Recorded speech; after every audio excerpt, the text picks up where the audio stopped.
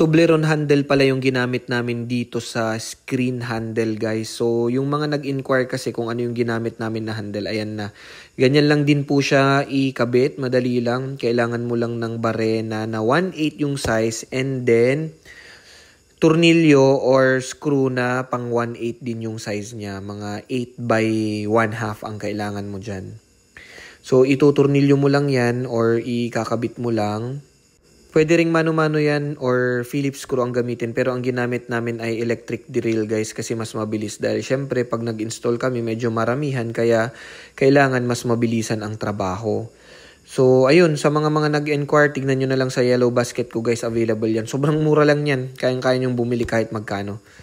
Alright, maraming salamat po, guys. Ganyan po yung itsura niya kapag tapos na. Let's go. Tapos meron din palang cover yan.